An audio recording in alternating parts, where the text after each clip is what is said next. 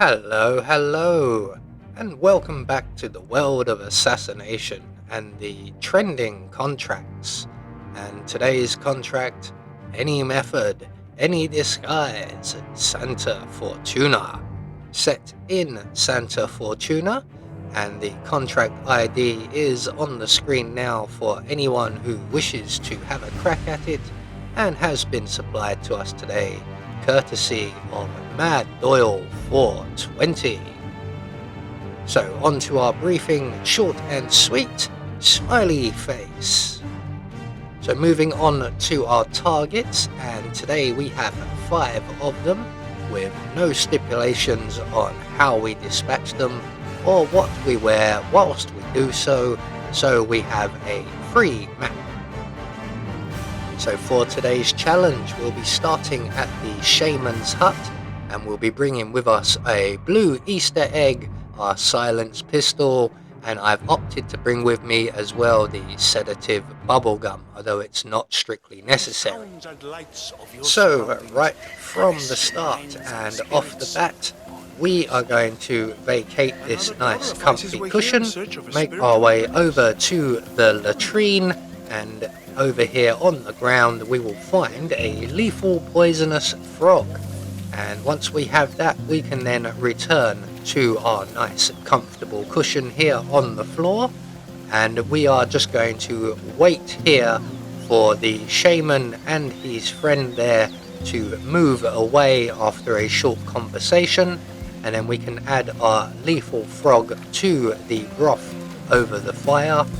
We're going to then move a safe distance away. At this point you can obviously head off to your next target, but for the purposes of the video we will of course be sticking around.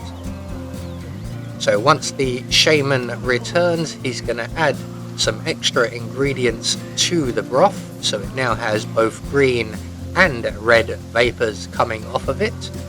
Once he gives that a good old stir, give that a good mix there, that's it, well done.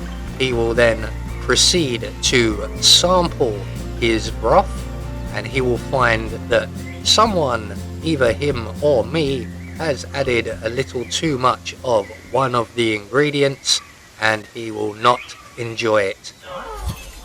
So down goes target number 1. And at this point we can now move on to our next target, who is located all the way in town. So we are going to have to make our way there. It's quite a journey, so we'll just speed things up a little bit as we head over to the musician's house, and that would be the blue house with all of the loud dance music coming from within. So we're just going to make our way straight over there. We're going to head round to the side of the property, and we're going to turn off said loud music by using the fuse box on the wall here. That will attract the attention of our target, and when he goes to investigate the fuse box, he will leave his front door open, which is never a good thing when there is an assassin present. So we're going to grab the kitchen knife from the dartboard there, make our way into the bedroom where the dead drummer is already located, and await the return of our target. And once he is nice and comfortable on the sofa, we're going to open the door to get his attention, and when he stands up we can then launch the kitchen knife at him, and that is our second target now taken care of. So from here on we have quite a distance to travel. Again, we're going to head down to the fishing village, and our next target, who is the bartender at the local bar just to our right here, we're going to wait for the gentleman over by the mopeds to move away, which he is now doing, and at this point we're going to use the sedative bubblegum. Like I said, it's not strictly necessary. It does make things ever so slightly easier, as when we attract the bartender's attention by turning off the fuse box, he will come to investigate. When we pounce on him, depending where P power is, he can see us through the window. So by doing it this way, we negate that slight issue. So once the bartender has arrived and realized that there's nothing wrong with the fuse box, he will return to the bar, and he will then get distracted by the bubble gum. And a little life tip here for everybody: don't pick up food off the floor that you don't know where it's come from and proceed to eat it, as the results could be deadly. So once the bartender has succumbed to our poisoned bubble gum, we can then just move over and very quickly finish him off with a snap to the neck. We're going to deposit him in the crate provided, or the dumpster provided, and then we're going to move on to our final two targets, both of whom are over by the mansion area. One's in the mansion and one is in the coca fields beyond, and we're going to require a change of disguise, and the mansion guard disguise is probably the best one to use, and there just so happens to be one right here in the forest area. So once we have that on, we are going to release the log bridge that will get us past the guards at the construction site, and we're just going to casually walk around, as it does take a little while to get into position. We're going to select our blue Easter egg nice and early.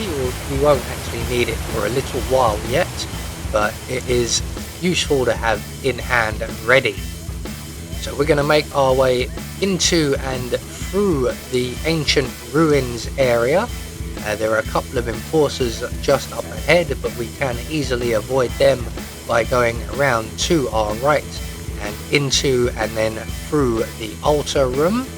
And once we get through the tunnel beyond, we will enter into the hippo enclosure, and we need to wait for the hippo wrangler to leave and his bodyguard, who as you can see is an enforcer, to approach the enclosure. That gives us an opportunity then to get past him. We're going to make our way around through the bushes here to avoid another enforcer at the top of the stairs, and then we can make our way into the Delgado mansion. And our next target is the forger known as Vanisher, and he is down in the basement area. There is an enforcer down here we're going to have to avoid as well, so we're just going to make our way down the stairs, through the kitchen, into the corridors here beyond. There is our target, and there is the enforcer we need to avoid. He's going to finish his conversation shortly. He's going to head this way, and he will stand just at the crossroads there. And when he turns around to move back, we can then make our way into the forger's room, and we're going to throw our blue Easter egg on the floor between the forger and his guard.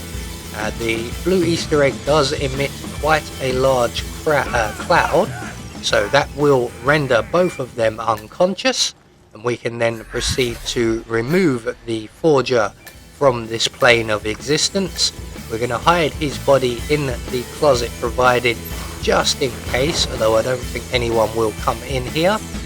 While we're here, we're going to take the opportunity to remove the camera surveillance system, and again, before leaving, we're just going to wait for the enforcer in the corridor to have his back to us or move away. We're going to head off to our right and back up into the mansion and into the museum room bedroom. We're going to wait for the patrolling enforcer just outside the window to move away, and then we're going to use the tunnel to enter into the coca fields area. And as you can see, our target is in the shed where Mr. Franco is currently located. He will leave shortly, and we're just going to pull out our silenced pistol in readiness. And when the guard moves away who is facing us, we can approach the air conditioning unit and turn that off. That will then get the attention of our target. Just going to turn that back on again so that we don't lure anyone else into this area. And when our target comes round to investigate why the temperature has suddenly gone up, we can exit the bushes, plant 2 into our target's back, and then deposit him safely in the dumpster just off to our left. We have one more enforcer to avoid as we head for our exit. She is currently moving into a favourable position, so we are free and clear to make a beeline straight for the helicopter. And we can then leave Santa Fortuna. We'll miss the heat, but not the sweat.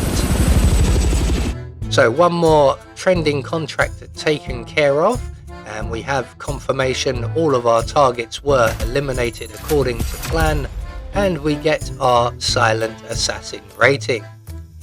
I have been Anubis, and I will see you all in the next video.